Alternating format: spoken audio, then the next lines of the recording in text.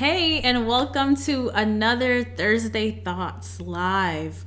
I'm your host, Samantha Salmon. I am a certified brain optimization coach. And today we're going to spend a few minutes really talking about how to optimize brain function so you can live a high quality life, have a very successful life, one that you enjoy, not just with success, right, but fulfillment on all sides, on all levels. Last week, we talked about how to reverse cognitive decline, and I introduced you to the Bright Minds acronym to remember all of the risk factors that lead to Alzheimer's, dementia, basically cognitive decline, right? Alzheimer's and dementia are, at the one end of the spectrum, but there are things that we can do to heal our brains before we end up in that space. And it's not just about Alzheimer's and dementia. May is Mental Health Awareness Month. In order for us to be happy, be joyful, lower our risks of anxiety, depression, schizophrenia, bipolar, ADD, autism, or even if you have these things, manage it well, right? So you can be functional and have high quality of life in society. You want to really pay attention to brain health, right? You want to make sure that it's getting the proper attention. Today, we're going to focus in on one of the first things that I mentioned in that acronym last week is B, the B in Bright Minds. Do you remember what this is?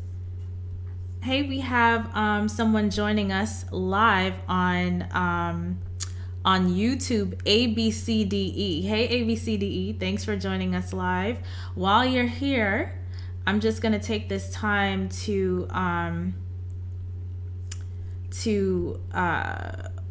work on the font color a little bit because I see it's really dark. So let's go with, what color should we go with? White. How about that? Anyway, thank you so much for joining us live. You say exercises for mental fitness, not mental health. Actually, exercises both for cognitive function and mental health. And that's what we're going to be talking about is both and, right? Not just for memory recall and, clarity of thought and things like this, but also being joyful, being happy, and everything I'm sharing with you is not only backed by science, it's evidence-based, but it's something that I have lived experience with. It works, all right? If you want to keep yourself out of the dark place mentally, psychologically, then you're going to want to pay attention to this series. So last week, I introduced you to the risk factors, right? So let me bring that up on the screen again. And these are the 11 risk factors. So Bright Mind stands for blood flow, retirement and aging, inflammation, genetics, head trauma, toxins, mental health, immunity or infectious issues, so things like COVID-19, Lyme disease, any kind of infection that you could think of, neurohormone deficiencies, diabetes, which is just diabetes and obesity combined, and sleep issues. So we'll have a chance to dive deeper into all of these, but today we're going to focus in on the B, which is the blood flow. This is critical, right? Why is it critical? Basically because how does the brain get nutrients, right? How does the brain get the building blocks it needs to actually run optimally? It's through blood flow. And when we're sedentary, right, there's a lot of stagnation. It's not getting enough blood flow, and so it's not getting nutrients. Nutrients is traveling through the bloodstream. So we want to make sure that we're optimizing blood flow in the brain, not getting too much because that can cause issues as well, and not getting enough also can cause issues, right? So like I don't know if we've actually dived into the different areas of the brain and what they do and how they function, how they manage how we think, feel, behave, and interact with each other in our families and at work. But if you want to learn more about that, I have a free training coming up called Beat Stress Eating, where we dive into this, I believe, on session 4 or 5, where we talk about the different brain systems and how that plays a role in unhealthy food addiction. But in that, you get to learn and understand what the different brain systems do. But just for just a quick example, right? So in the front of the brain is the prefrontal cortex. This is the CEO of the brain, handling executive functioning. So as you are strategizing at work on the next best thing to do to reach a goal, right? That's your prefrontal cortex at work. If it's not getting proper blood flow, you're not able to make those plans, right? You are struggle with strategy, struggle with thinking through consequences, so you find yourself maybe making the same mistakes over and over again and not learning from those mistakes. Another area, the anterior cingulate, which is within the prefrontal cortex, runs right, through the center of the brain. And this is like the brain's gear shifter. If this is getting too much blood flow, then you have issues of like obsessive compulsive disorder. Folks who tend to have an oppositional brain have this issue. People who are caught up in a lot of worry, anxiety, basically glass half empty type of folks, right?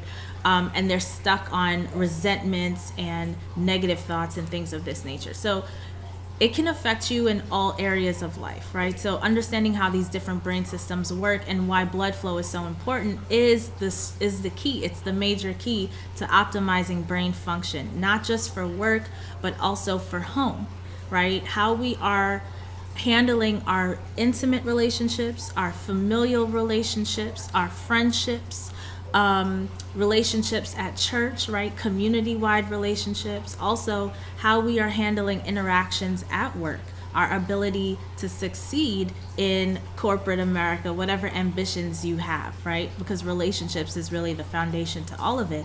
Without proper brain function, this is very difficult. This is very difficult to navigate. Most people would call this emotional intelligence. However, if your brain is physically not functioning properly, your capacity for emotional intelligence is handicapped.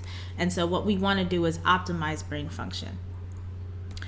Here you have on the screen is a SPECT scan. So I am a certified brain licensed trainer through Amen University, and at Amen Clinics, they do a study called SPECT scan, right? Which is a brain scan anyone can get. It's not an MRI, it's not a QEEG. It specifically just looks at blood flow and function, right? So here you can see this brain. This is an Alzheimer's brain where the temporal lobes are basically dropped. You have an area here which is near to the cerebellum is dropped, the prefrontal cortex here. And so you can see that this person obviously is having lots of issues. When the temporal lobe is not getting proper blood flow, this is where you'll have someone with issues of temper, anger, seeing things bigger than they are or smaller than they are, right? Actually seeing things that don't exist.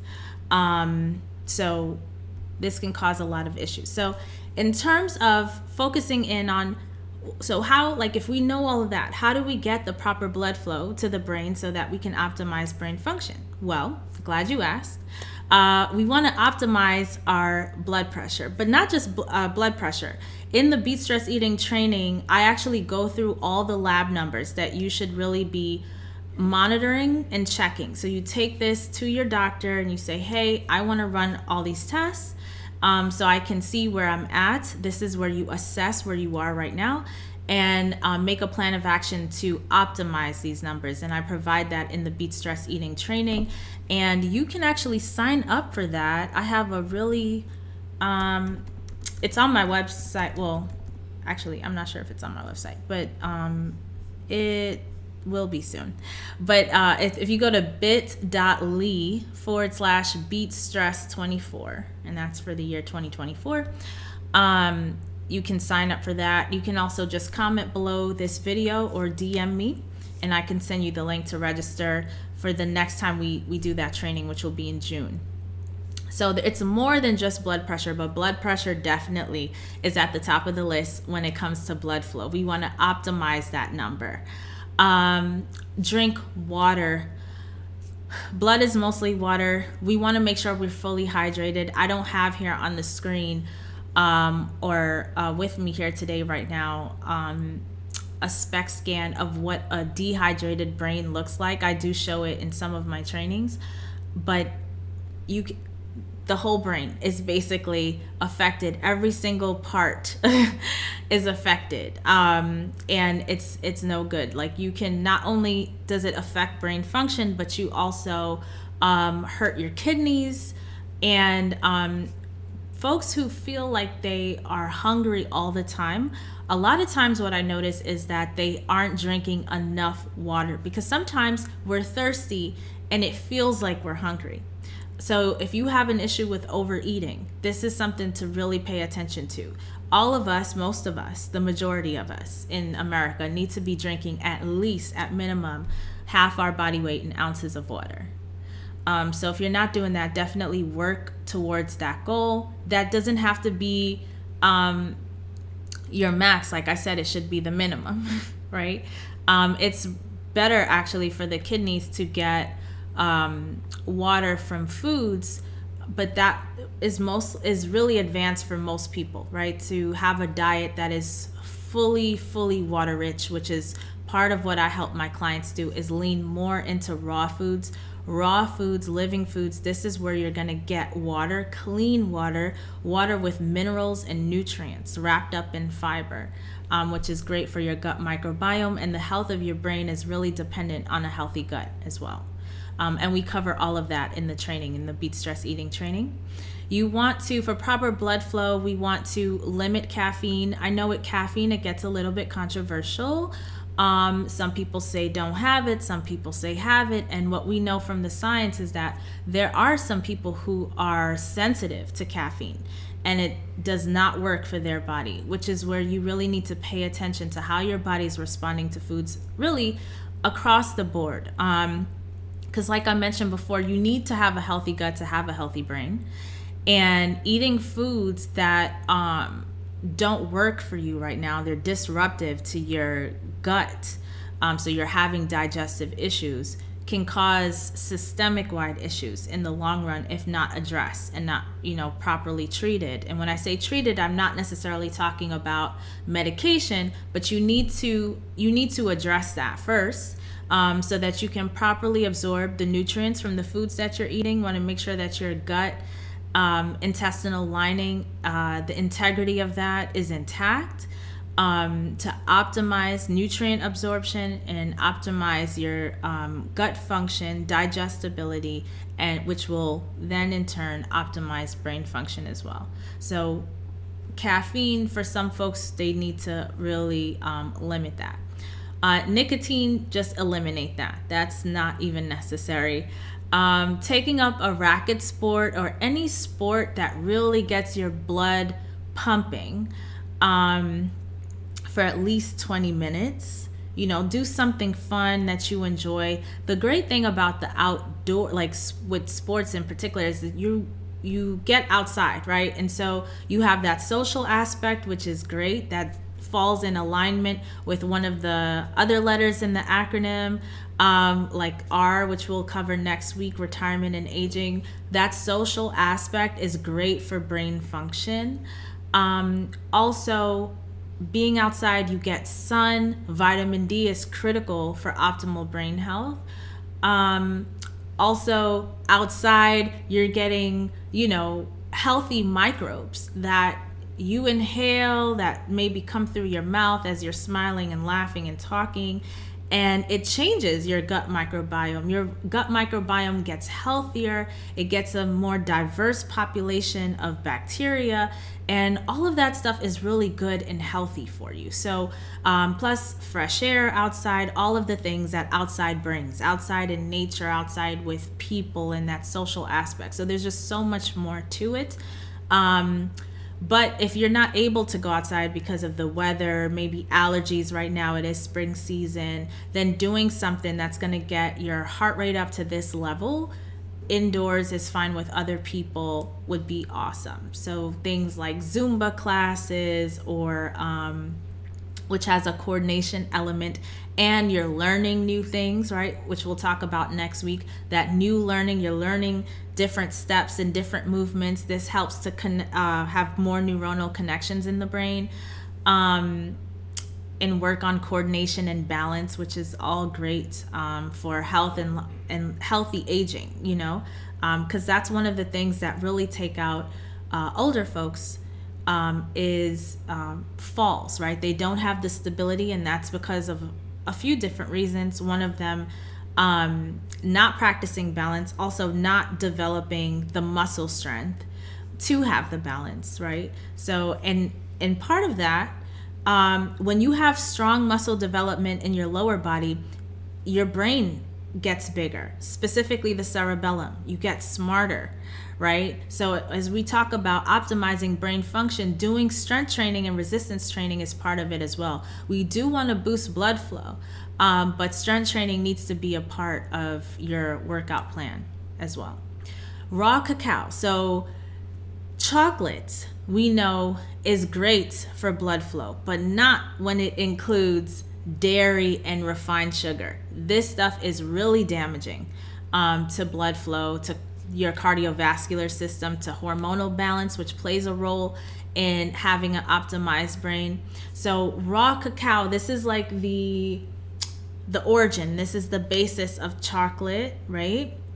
Without all the unhealthy stuff. And you can make a ton of different great things with organic raw cacao. You can have a chocolate smoothie. You can have chocolate ice cream made at home with all healthy ingredients, right? Dairy-free, sugar-free, sweet and delicious.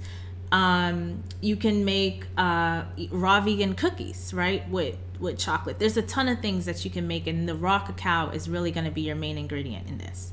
When it comes to herbs, ginkgo biloba is great for the brain.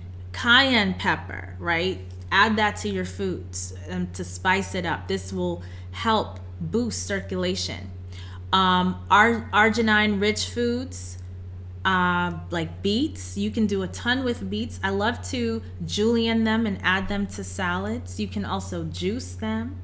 Hey Ronald, nice to see you. Does raw cacao have heavy metals like other recent chocolates that have come under scrutiny? I think that really depends on where. Well, see, the chocolates are brands, right? That they're, and I'm talking about going to like the source, right? So I personally get mine, I believe it's Nativus or Navitas, something like that. The brand is, but you know it. You probably know this brand. They're in Whole Foods. They've been around for a long time. And so for something like this, in terms of the heavy metals, you're going to want to go to the source and check in with the supplier to see if they have tested their cacao and if this is what's coming up, right? That's the best we can do, because that's typically not something that folks advertise. But when it comes to heavy metals, I mean, we have this stuff even in our root vegetables. Sweet potato, rice is another one, right? Ronald says we can't mix the cacao with banana though. Did you hear about that? So no, I didn't. Tell me about that. I know there's a lot going on with banana, where some research study was published saying that if the banana is brown and you mix it with other things that have nutrients, that it basically negates that because of the brown spots. I mean, if you're concerned about that, take out the brown spots. However, no one has ever died from a chronic disease or any disease eating banana. Right? No one has ever died, right? Out of all of the things to be concerned about in this time, chemicals, yes. Definitely. Chemicals in our environment is a huge issue. A lot of folks, like even like we're talking about the brain, a lot of folks talk about, omega-3s, DHA, EPA, and they're healthy sources of this, but a lot of them point to fish, right? They say eat fish, and fish is not a health food. It's one of the most unhealthiest places to consume anything, fish in particular, because it's the top source of DDT consumption. DDT is now a banned chemical, but it was a chemical that was sprayed on farmland back in the 40s, I believe. And they said, it's fine, nothing's gonna happen. Then 25 years later, pregnant women were showing, signs of cancer and different issues, and they ended up banning it. However, apparently it's in the waterways because the fish is showing heavy amounts of this chemical, and also microplastics. You have mercury, which we already knew was in the water, but this is a huge concern. But Ronald, feel free to share more about Bananagate in the chat. Sarah H, thank y'all for joining live. Sarah says, I have blood clots and I'm on blood thinner. Will this help? So what I do know when it comes to blood clots, like eating a whole food vegan diet is the best way to eat for proper cardiovascular functioning. And with that, I would lean even more into raw foods, but you definitely want to talk to your doctor if you're on certain medication, because I know a lot of doctors that have their patients on blood thinners. What I've been noticing and hearing is that they're telling their patients not to have leafy cruciferous vegetables, and leafy greens also, leafy greens and cruciferous vegetables, which is, I work with folks who are obese, and excess fat is causes a lot of issues, not just to brain function in terms of just cognition, right? Being able to do your work and do it well, right? Be smart and intelligent and all of this kinds of stuff, but also puts you at risk for mental health issues, anxiety, depression, low mood, aggression, all of these types of things.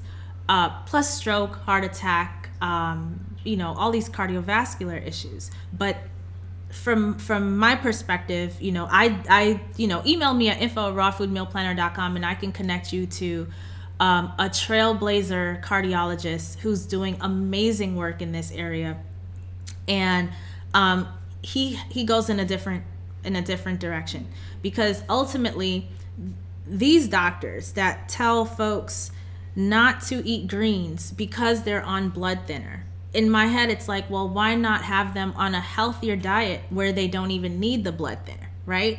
You could use medication, or you could use food as medicine, and that's basically the realm in which I work in, right? But again, I work within my scope of practice as a coach. I support people in making healthy habit change. I do not prescribe or treat anything, so definitely talk to your doctor if you are interested in making dietary changes, what that can look like for you. All right, Sarah. Ronald says, yeah, the banana, let's see if we could get this. The banana destroys up to 80% of the polyphenols in cacao, and they believe the same with berries. Yeah, I believe it's the brown, something with the brown spots or whatever. And what we know is, before there was a lot of talk that bananas make you constipated. Never in my life have I ever experienced constipation from a banana. Nor have I seen any of my clients have this issue, or anyone in my family or anyone in the community have this issue. If you're not drinking sufficient amounts of water, you will be constipated, most likely. If you're eating foods that are constipating, that clog up the system, right? You're not having proper gut motility. Yes, you will suffer with constipation. But if you're eating a high raw, whole food, vegan diet, this is a non-issue. Plus, in this space, we really encourage eating fruit ripe.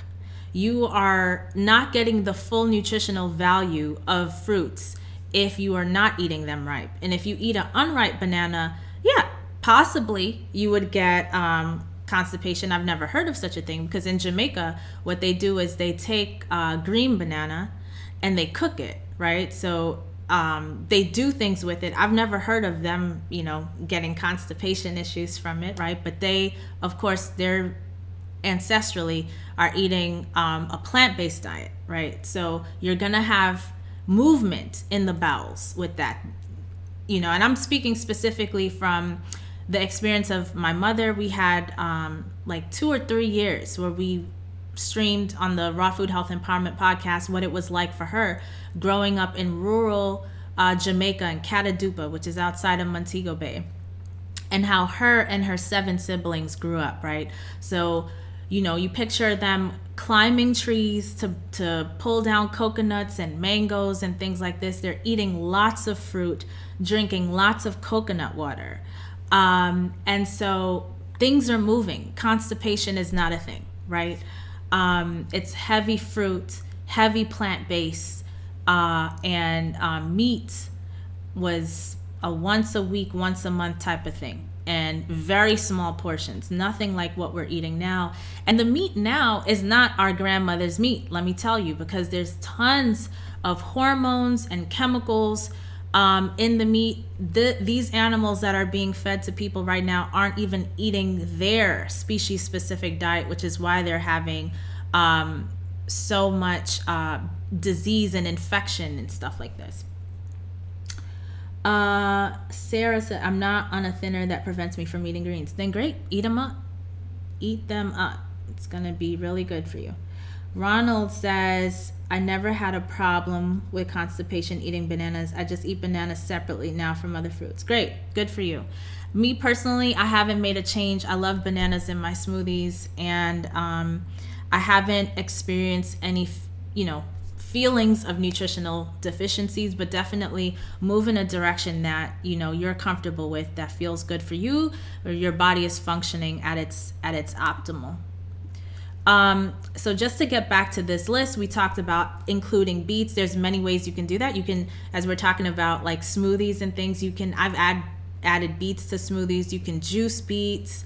You can julienne them, add them to salads, add them to wraps. Delicious, right? It's not something that most people are used to. If they're eating the standard American diet, you don't see beets showing up too much in there.